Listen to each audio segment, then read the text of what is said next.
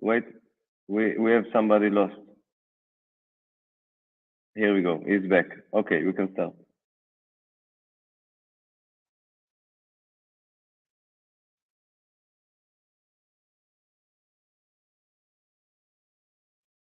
Okay, so hello everybody, and thanks for being here.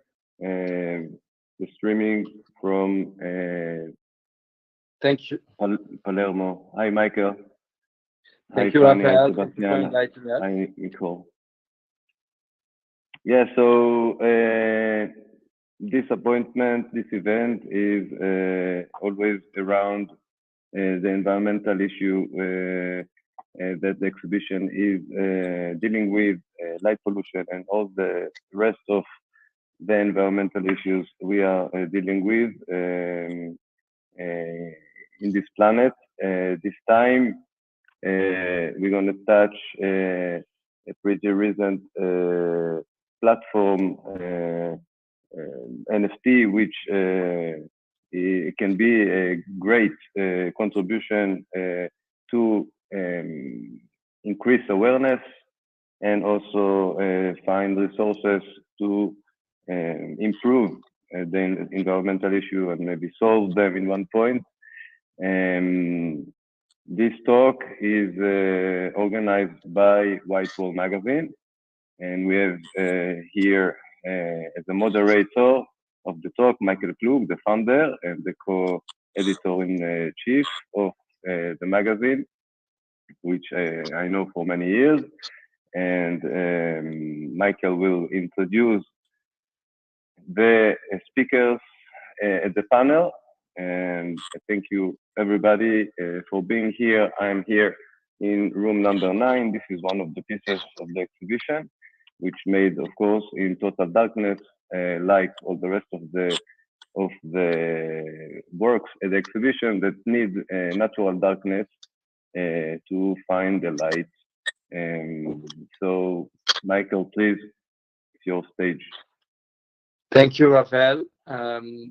Welcome, everybody. So I'm very happy today to bring together 3 great people working with Web3 and NFTs. First of all, Micol Ap from Vertical Crypto Art, the founder. It's a leading Web3 curatorial studio for NFT art, crypto art, and new media. And it's also a consultancy studio around art and culture, offering advisory for collectors, projects, and brands in the fields of art, NFT, Web3, and crypto art. And actually, Whitewall has collaborated with Vertical Crypto Art at the occasion of their art and NFT event called the Digital Roots.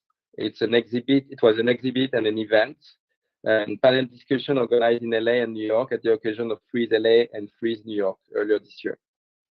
Welcome, Micol. Then we have Fanny Lakoubay from LAL Art Advisory. Basically, the practice supports institutional, corporate, and private clients who wants to enter and better navigate the NFT space. Fanny was involved with many NFT community projects, such as the Blockchain Art Directory, We Are Museums, and Green NFT, and more. Prior to this, she took part of some of the pioneering NFT projects, such as Museum of Contemporary Digital Art, New Art Academy, Snacks.art, and she worked also with larger organizations like Christie's, Artnets, Société Générale Bank, etc. Sebastien Heimann from the Good Society. So the Good Society is launching actually in a couple of weeks. It's a society of artists, creative, and activists that are dedicated to global change, to help the global change through innovative programming. So each month, the Good Society is going to work with one artist and multiple partners to create NFT collection that has the power to create high impact with various charitable groups. Every month, one artist designs a collection of unique NFTs to support a cause. And the first month will be the Ocean Month. And prior to that, Sebastien was already working around the platforms to connect non-profit brands and individuals called heroes. And then, of course, Rafael Herman, the artist who invite us. So Rafael is a friend of Whitewall magazine since its inception. Rafael has laid out an interactive display of 16 monumental works at the Fondazione Sant'Elia, the Palazzo Sant'Elia in Palermo, which is a contemporary museum in Palermo in Sicily, opening a dialogue with the audience on nature of light and dark, entitled ESSE. On view through June 22nd, the show, pulling together pieces past and new, opened on Earth Day on April 22nd. It unveiled landscape free of light pollution. So thank you all for that. So we're going to start with the first point. What role do environmental concerns play in your current role? Maybe let's start with Micol. Sure. Yes. So first of all, thank you for having me. It's a pleasure and an honor, and congrats, Rafael, on the exhibition. So the role that environmental impacts play in what I do, for sure, when NFTs became a more kind of like popular and known concept and technological advancement in the mainstream world, there was some concern that actually arose from specifically one artist who's called Joanny Lemercier, and Memo Atkin, so actually two, who basically went on a research and created some documents and research which highlighted the fact that minting NFTs, so the process of essentially putting artworks on the blockchain, specifically on the Ethereum blockchain, which is a proof of work blockchain, was costing and using a lot of energy.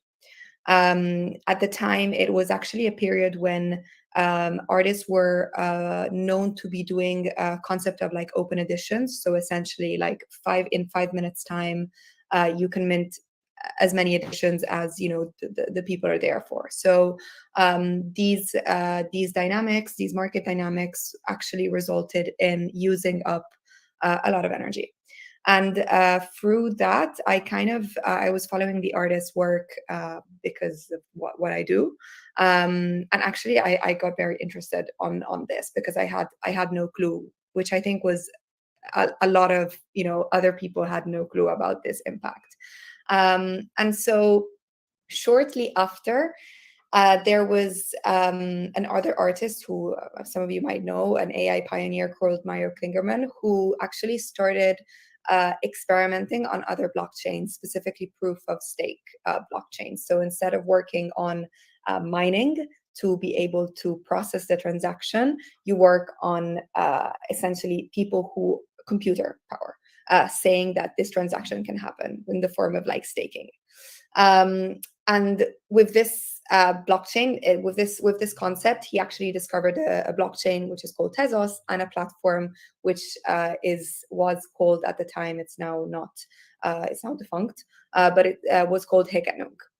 And so through Mario, I kind of got in touch with the blockchain Tezos, and through this platform as well. And actually, this whole process of well-known artists surfacing this issue of the environmental impact of NFT led a lot of artists and people to question what they were doing and question how much they were minting and how much of that was having an impact in the actual like outside world, and shifting and changing some of these habits, and also actually shifting to using solely other blockchains like, for example, Tezos. And to be honest, since then, which was actually March of 2021, so a little more than a year ago, I've been working very closely with Tezos and with the artist community that has been created on the blockchain, on that blockchain as well, and with platforms that have started on there. We actually were I would say one of the first people that started offering Tezos on our auction platform for one-of-ones. And yeah, really like very early on shifted to making sure that that offering was available and that we were primarily like focusing on that type of community as well. Thank you for sharing this story. Very interesting. Fanny, maybe can you tell us also about your experience and with green NFT? Yeah, absolutely. I think this is I think we as Micol, like going back to like summer 2021, there was this moment of awareness, but that took the shape of really bad press, right? Like with headlines such as crypto artists are burning the planet and very extreme points, like finger pointing like to the artists. And you mentioned like Memo Atkin, and they were like early projects like meant to raise awareness to this issue, environmental issue, and instead of like looking at like just pointing fingers and saying like, oh, it's all bad, let's just throw the baby with the bathwater. That's when Jason Bailey, who is founder of Art Gnome and now Club NFT, started a grant on Gitcoin called Green NFT to raise money to support solutions from within the ecosystem to put find solutions. Raised quite a lot of money, and then following that Gitcoin grant, that's when I started helping Jason organize the hackathon and some bounties on Gitcoin, like with projects that like pretty much all the projects I think that participated to the hackathon got some support, like financial support about it. And it's been ongoing and discussions with other initiatives as well, like Climate DAO, that's doing a lot like to raise awareness about this issue. And now it's a collaboration with Blockchain for Social Impact, BSIC, like supporting and mentoring projects, like ongoing projects to find solution. And of course, Tezos is one of them, but there's many more. So that's been very, important, I would say, to raise that awareness. And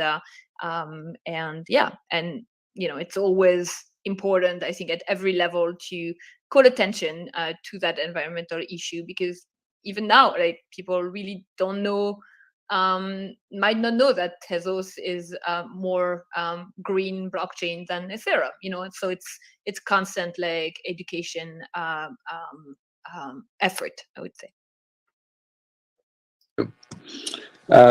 Sebastien, you're in this space of environment for some time.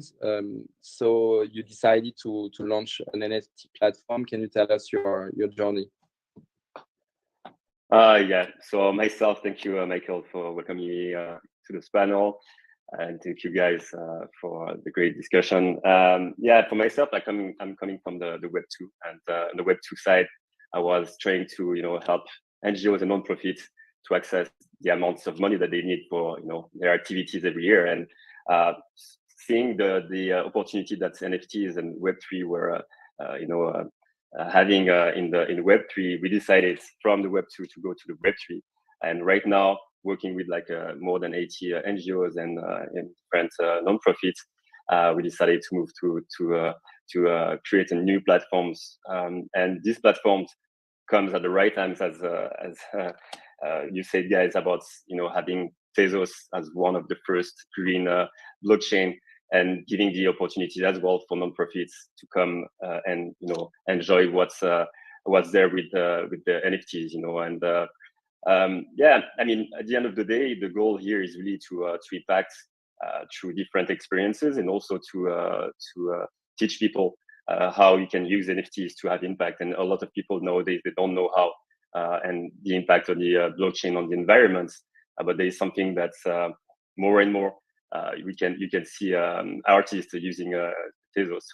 And yeah, so for my journey on my side, it's really about us, using NFTs and curating artists every month and selecting a cause that matters to us, and creating this artwork that can be sold and that can help a lot of different non-profits. And I'm sure we're going to talk about all the benefits of NFTs later on the discussion, but talking about utilities and all that matters, and also the fact that you can have like rewards and also a perpetual funding for NGOs, which is really important. And we don't talk about that much yet. The fact that you can have royalties into your NFTs, and you can really create a program that can sustain through time. And I think that's something really important, even for the artists to be aware of. And I really urge people and artists to start doing this. Thank you. Fanny, how are you seeing artists in the digital NFT space address those concerns about environments? I mean, many different ways, I think, and just to reiterate, like what Micol said about Tezos, I think this is a very interesting use case, because Tezos is really like artist-led, in the sense that artists first went onto Tezos for who cared about the environment and other reasons, but that was a big one. And then you've seen collectors then follow, because if you collect Mario Klingemann, well, you will collect his work like wherever he creates them. And then slowly after, the more platforms, like what Sebastien is doing, started to choose Tezos to build, which is a bit more of a bigger discussion, right? And bigger decision. When you're building a platform, you're very married to it, more than like you can collect on many different platforms. So I think that was like already a big signal from the artist community. And then, I mean, you have artists who've been donating, offsetting some, if they were minting on Ethereum, like donating. Actually, have been a lot of artists donating money to the green NFT grant from the proceeds of their sales. And it really run the gimmick. I mean, there's like a million different way artists actually include the environment in their concepts and projects. And like I'm sure Rafael will be able to talk about his work, but there's also Kyle McDonald who just released this project called Offset, actually called Amends. I'm sorry, not Offset, but that actually he priced as the price of the work actually would be the price needed, the money needed to offset the carbon footprint of all the sales happening on Ethereum-based platforms. So he's made an amend for OpenSea, one for Rarible, one for I believe non-origin, and so that was an interesting concept, and was just released a few weeks ago. So it really helps, artists also have this activist roles that via conceptual works explaining some quite complex issues, because as Micol mentioned, it's really hard to actually calculate how the impact of one NFT or one platform on the environment. Thank you. And Micol, can you also let us know what did you witness lately? Yeah, sure. So as actually Fanny was mentioning, obviously all of these kind of preliminary researches and studies are based on, as I said, preliminary research and study. We cannot say for a fact that an NFT is going to has that impact on the environment. So I think actually what is interesting when it comes to like artists talking about environmental issues in general, like taking out like even the NFT side of things. There's a lot, especially on Tezos. And actually there's a whole like movement that kind of started with a kind of a social hashtag, which was Clean NFTs, which went to depict and show a lot of the kind of like the environmental problems and issues that we have in the world. One artist specifically that was very vocal about it, and actually like not only is vocal in her art but stands and breathes for what she says even in her life, is Diane Drubai, who also opened a curatorial platform which is called Alter Hen, and actually works on the Tezos blockchain, of course, and curates work from specific artists on Tezos and release them in like exhibition format. So every month and a half or a couple of months, they do an exhibition and they release bodies of work from these artists. And she's very vocal about environmental issues, and actually also reflects that in her work, in her practice.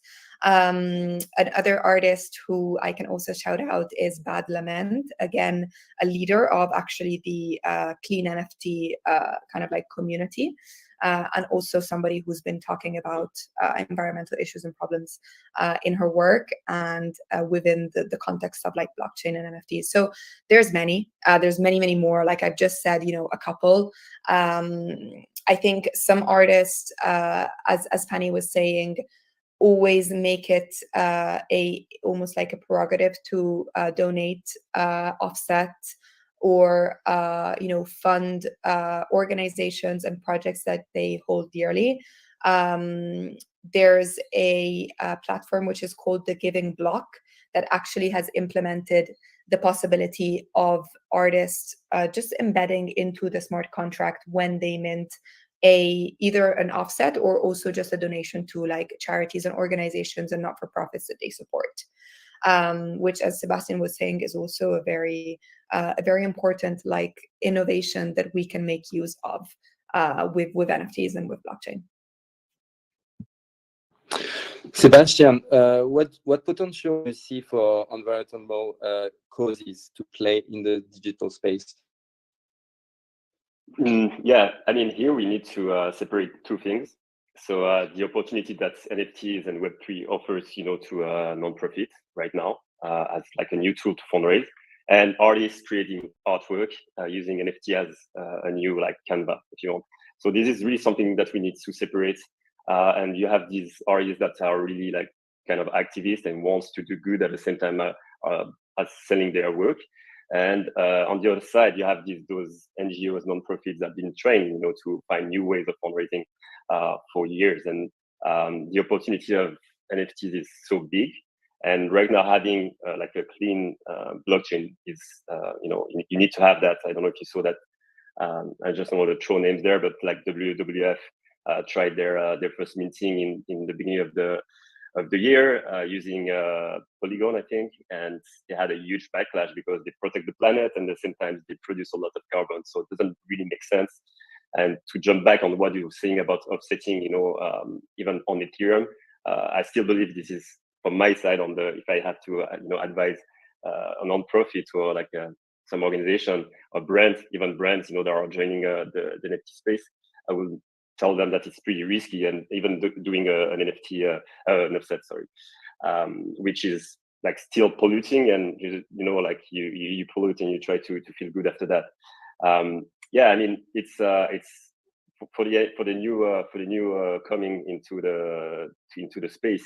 It's really important to understand in which place you stand. If you're an artist, what you want to do with the NFT, or if you're a non-profit and you want to fundraise. And definitely Tezos offer like a really good alternative to that. And the problem that we have so far with Tezos is that the community is not as big as the one on Ethereum and other blockchain. And in the US is not that common as a blockchain, and people in the US represent a big part of the market. But we see a lot of collectors now being on Tezos as well, a big group of collectors. And I think this is going to grow, and yeah, it's really interesting period right now. Fanny, can you tell us also about this potential for in the digital space?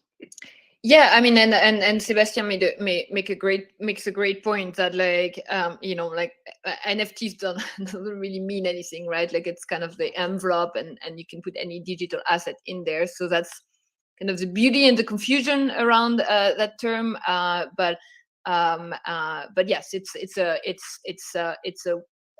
transactional vehicle that artists can use for like their art, but it's also like a great, right now, very underutilized, I mean, it's still the beginning, but like vehicle to fundraise, to support many initiatives like ticketing, like this a million use case that can use NFTs. And I think what's important when you see brands or companies like, or even artists like starting in the Web3 space, is that anything that they do need to align with their current value and their current mission and what they support, right? So if you have a like if like www like the or like any organization supporting nature now means on Ethereum, or like this is it's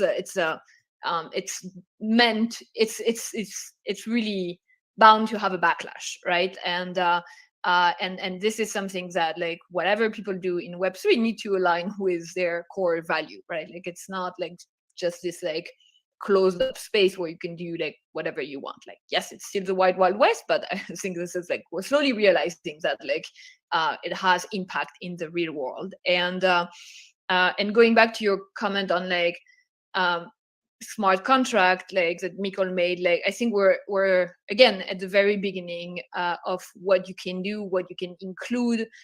We've talked a lot about like including artist royalties in smart contracts, which is still not quite there yet, but you can include like other charities. Like it's there's so much more that you can do with the technology, and or even like linking. We talk about oracles as well, and like how you can link actually the technology and smart contract to actual like real life event. Like you could really imagine like and artists are actually imagining like a very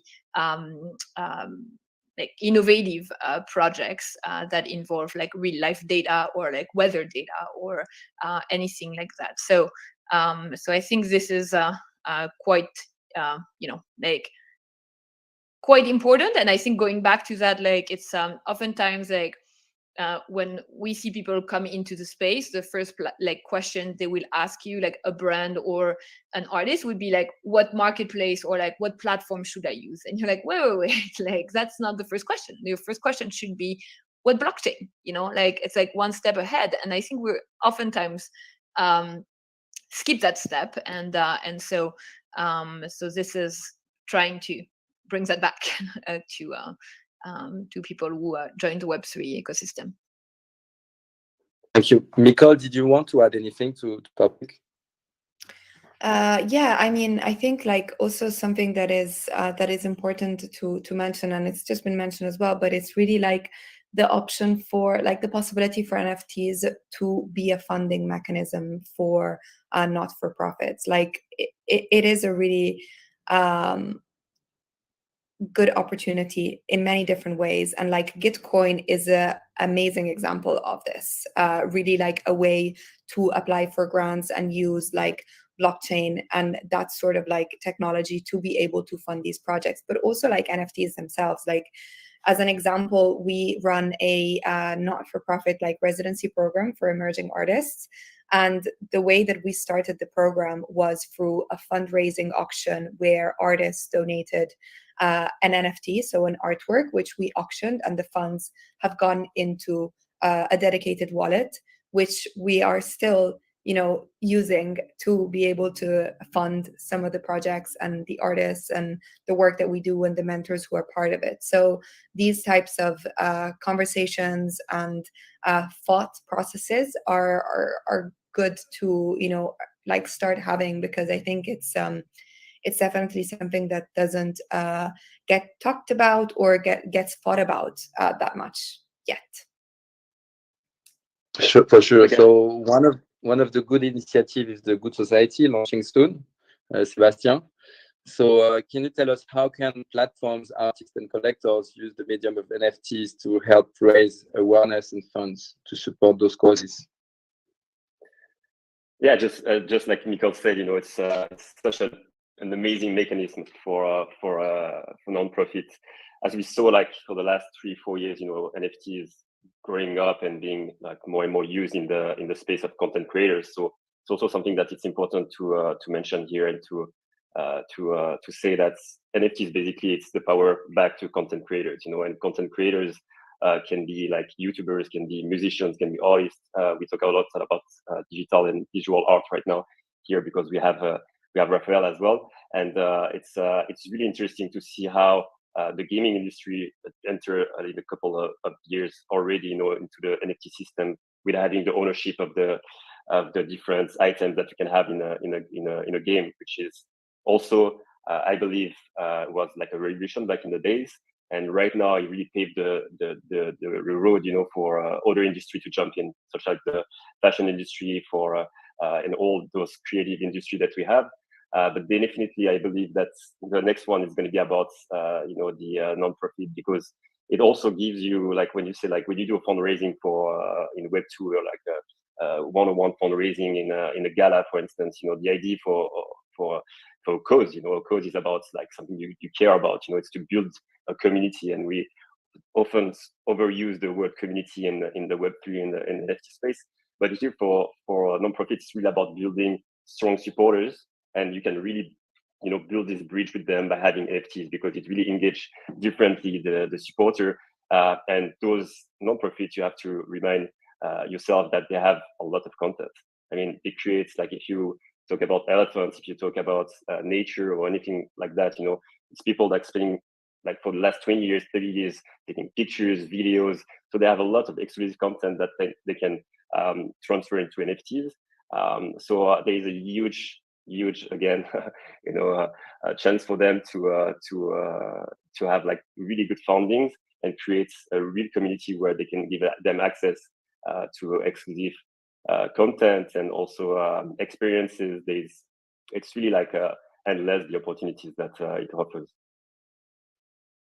Yeah, and we could think also of a charity organization that could offer themselves NFT during galas to purchase in the future. What do you think, Sebastien? Yeah, definitely. I mean, there's so many ideas that I already have in my head right now. I can send you a list if you want, if some nonprofit listen to me.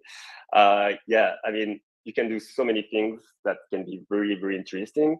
I mean, you could sell your seats as an NFT into a gala. And having already within the NFT and the smart contracts, the rewards, so the rewards going to have the picture with Brad Pitt that's going to be on stage. You can do so many things in advance, and not just having into the moment. So that's the beauty of it. You can also have a gala into the metaverse, which we didn't talk yet about the metaverse and how we can use it for NFTs.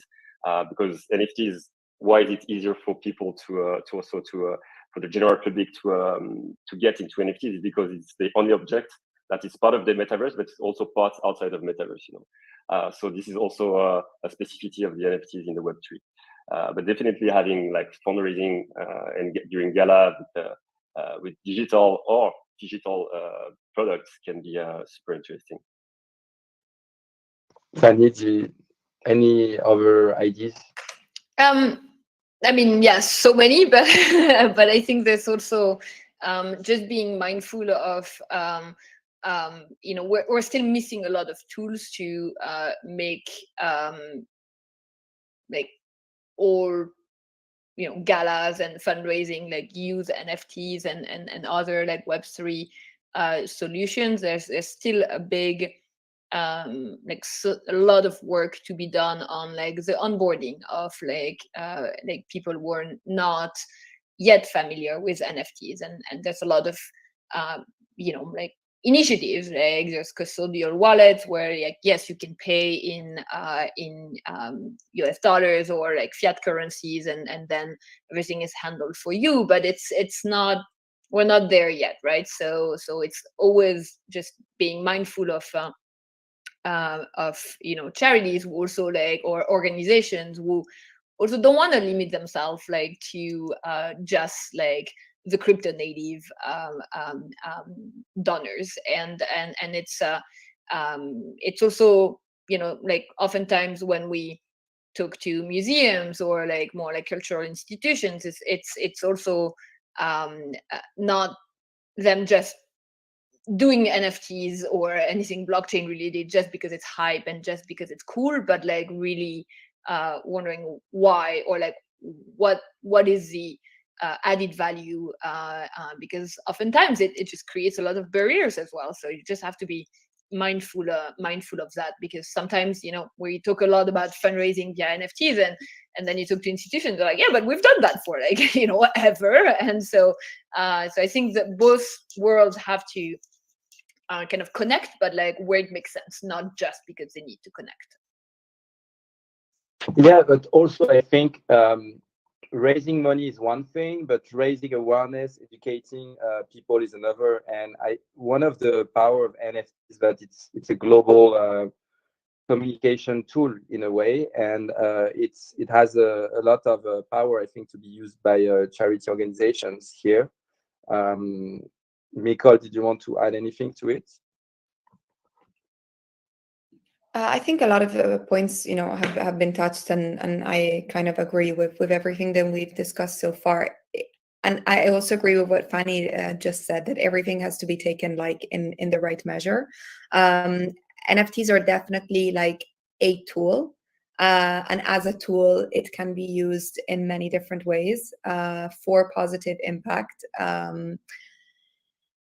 We also have to say that the current status of the NFT market, and we cannot ignore that, is a very speculative and profit-focused space.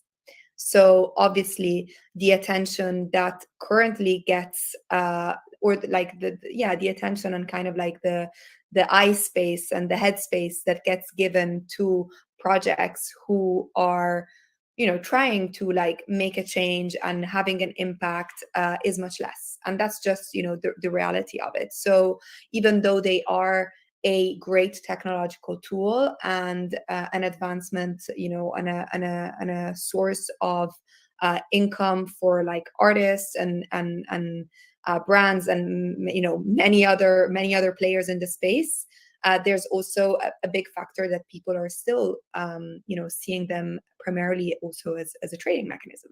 And of course, with that, the attention is then to, making money as well. Sorry, sure.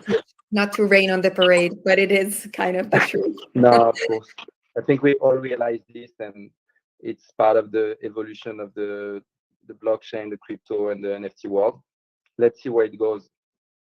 But Sebastien, one thing I really like about the Good Society is that there is a focus each month on a cause, and I guess this helps create more relevant content and a better understanding and memorization of the audience around your action. Can you tell us more about your this strategy and I guess your thought process? Yeah, I mean, the idea of having different topics every month comes of like, it comes straight from COVID. Like during COVID, it was all about COVID, and I think there is a lot of cause and things that were important that we stopped talking about. Like AIDS. We don't talk about AIDS anymore. There is a lot of like topics that we stopped talking about, and we just wanted to put the light again on those very very important issues, and the idea of having something that changes every month and also the having like an artist that's changed every month. It's also give something new to the space. Whereas Micol said, is also a very young place industry where we have a lot of speculation, a lot of people that comes only to flip NFTs, as we say, but also having something that is meaningful and having an artist that is globally renowned for us was really important as well every month, because you come by an artwork at first. In our deck we have maybe twice the word NFT. It's all like non-fungible tokens, and we don't say NFT, and it's all about like how can art meet impact, and that's how because we really respect deeply the artists at first, because they spend a lot of time creating this artwork. We don't do PFP, we don't do just I don't know, I don't want to say the animal because there's all the animals have been used, but let's say like a dog, and different colors in the background. I mean, that's super cool, and that's where the speculation came from, I believe as well, because it was great to give light as well to NFT space, but we had a lot of issue because of that. And having different calls every month allow also people to get interested in the subject that they like. So we're gonna have Ocean this month. Next month is gonna be Mandela month. It's gonna be all about racial equity. Then we're gonna have elephants. Then we have climate change in September. Then mental health. I mean, I can go on. We have the plan for the next 2 years, so I can go on like that for a few hours. But the idea was really like to focus on having a topic that you would like to support. The idea is not that you come and you buy every fucking job that we do every month. If you would like, be my guest, but it's really about having the elephants one in August and put it as your profile pic and saying, you guys, I stand for elephants. And if you have the one for climate and you put it on Twitter and say like, this is the artist and this is what I stand for. And also the way we work with the artist is also about understanding the problem together. So the artist has to be a bit close, to the issue. So you understand the main problem regarding that month and that cause, and try to work systematically on that project. So you have like a real storytelling behind the artwork. So he comes and say, oh, this is like, I don't know, a few waves from the sea. That's where it was a video, and the waves from the sea. And I made that, super simplified, and it has to be a meaning behind the artwork. And yeah, that's what we do, and we're really excited to launch it this month for the first time. If I can add something to what Sebastien just said, because and going back to Micol, your comment on like most of what we've seen last year was around collectibles, and all the headlines have been like about the amount of money made by these projects and how they sold out in like 5 seconds, and et cetera, et cetera. And I think to make Web3 and blockchain-based solutions, like even just more than NFTs, but like successful, we also for other use cases, like more like real use cases, and we're talking for museums, for like associations, for organization as a whole. I think we have to reset a little bit like the key success factors and like the expectations, because if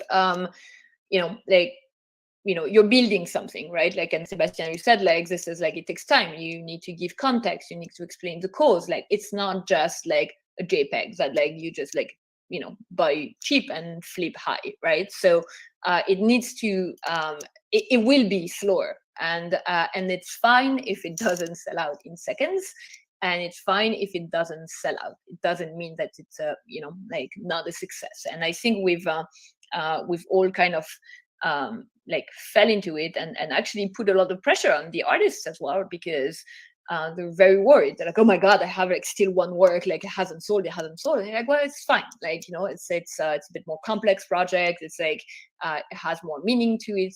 But and I think the time frame, it will take longer like than like, maybe we want, but I think it's good, right? It's more solid foundation than like the pure speculative mechanisms. And then another point is like on your point on like NFTs versus like Web3 or like blockchain solutions. I think this is we're always trying to like redefine the context, right? Because like Web3 solutions encompass way more than just NFTs. Like Sebastien, you talked about the metaverse. Like there's governance tools, like digital identities. There's so much more. And NFTs is again one tool that can be used to make that happen. Sure, and decentralized organization, I guess, like could be interesting to explore for charities. It's all about helping and supporting, and I guess that would be a great way to gather more help and more support in a worldwide way for those charity organizations. One thing also, Sebastien, once, let's say, I'm buying an NFT from the Good Society, what happens after the purchase? Like, do I get like a utility attached to the NFT? What's happening? Do I get to be part of a community of the charity organizations that I'm helping? Yes. Yeah, I don't want to do like too much promotion of my product. I mean, but yes, the idea is to give utility, of course, to the and as I said before, to help those organizations and the causes to build a strong audience around their topic. And of course, we partner with brands, fashion brands. We partner with different people, with the artists. And with the nonprofit itself, and they can offer within the NFTs some rewards. We can have like a flight to Tanzania to watch the elephants with the nonprofit. These kind of things that can really give a sense to the purchase as well that you don't have when you just do a donation, and that you can find again when you have a charity gala. But it is really outdated. I mean, charity gala is great, but it's kind of like for millennials and for all the people and Gen Zs that have spent all their COVID playing Fortnite. For them, going to a gala, I'm not sure that's a way to connect with this new audience. We really try to give something back to those NFTs, and that's what I love about NFTs. It's the possibilities are endless in terms of rewards. Indeed. Micol, how do you think the community, the Web3 community, be better tapped to participate in this effort to fund, raise awareness around those issues? It's a big question. Any ideas that come to your mind? It's a very big question. It's like the $1 million question. I ask myself that a lot, especially because we have the experience of the residency, and so coming from that side and like seeing the attention that people give to a program that essentially gives like free education, free knowledge and resource extensively on like Web3 and crypto art and how can people interact with it. I really see the reality of the space in my face constantly. And I think it takes time. And I think currently the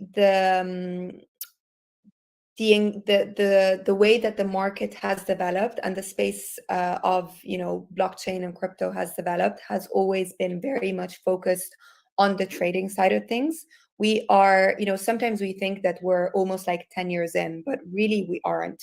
We're at the very beginning of this. And the majority of the people who might be interested in these causes and who fight for these causes and who want to support these causes might not know, understand, interact with this technology at all.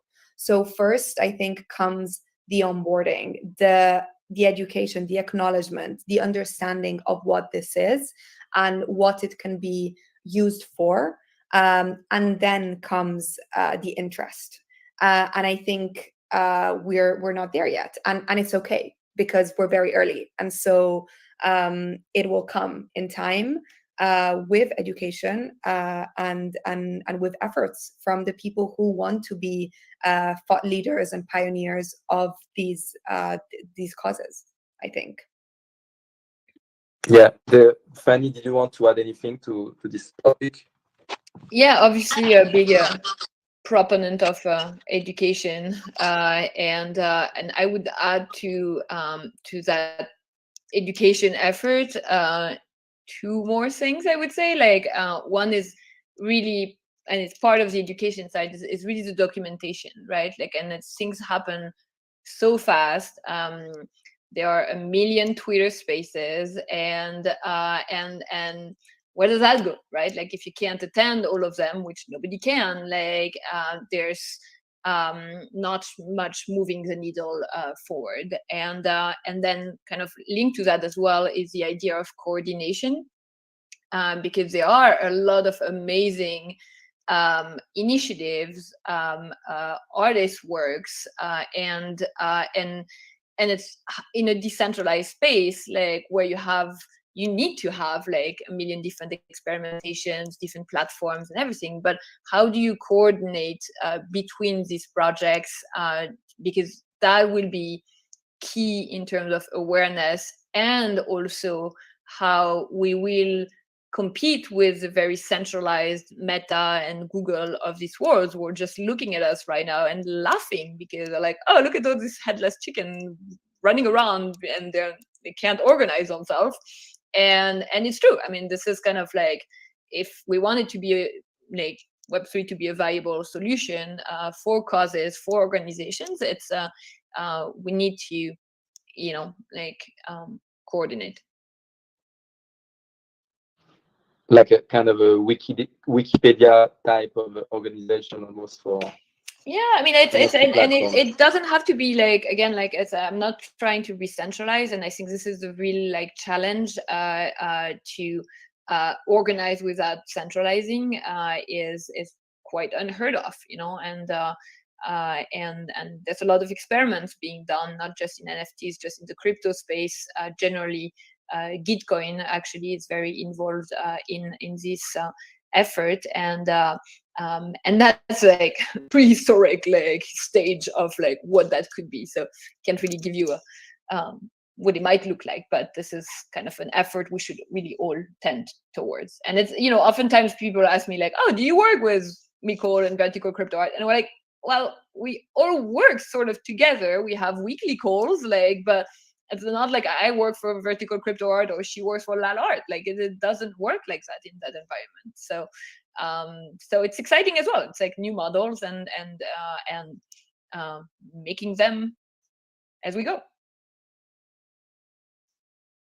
Thank you very much. I wanted to close with a question to Rafael. Rafael, so you currently organize this exhibit in Palermo, and I know that you have the intention to create NFTs, and your work is around light pollution awareness. So please tell us a bit more about it.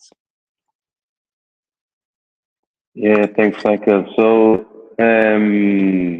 I do plan some works, some NFTs. Those NFTs, of course, are a bit secret,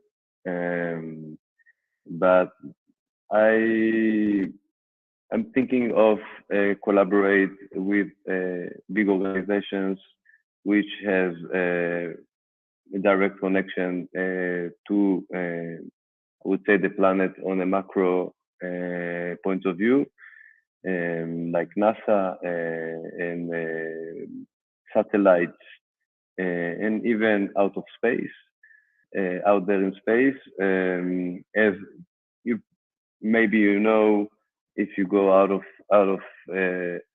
if you go out to space, you can see light pollution from far away also. So all these points of view are taking in consideration when to the work I am now developing, and I keep it a little bit surprised.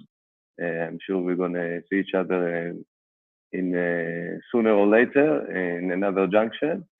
And yes, the exhibition here is a good platform to communicate those problems, and I do agree with everybody. It's also a very personal responsibility for each one of us also to look for know more about those things and those problems.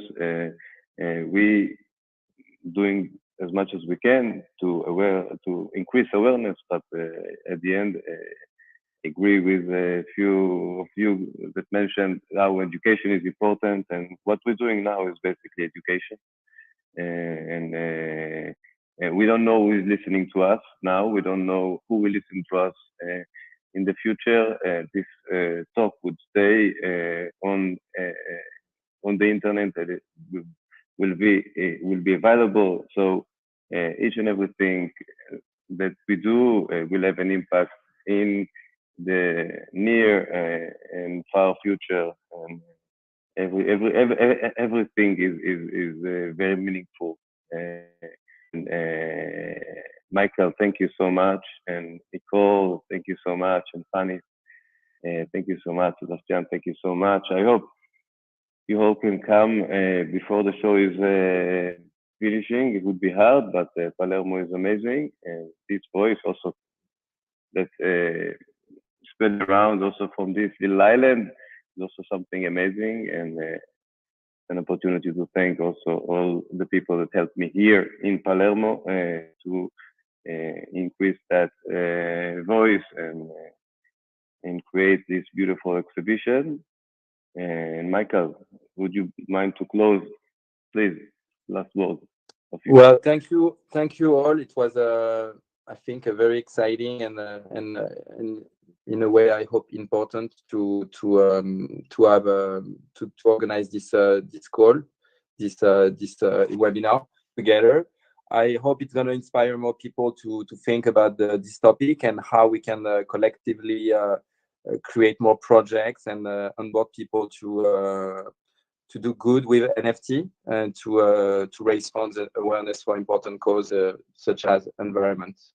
And Micol, Sebastien, and Fanny, I also invite you, if you have a moment, to go to Palermo, a beautiful city where the exhibit of Rafael is organized.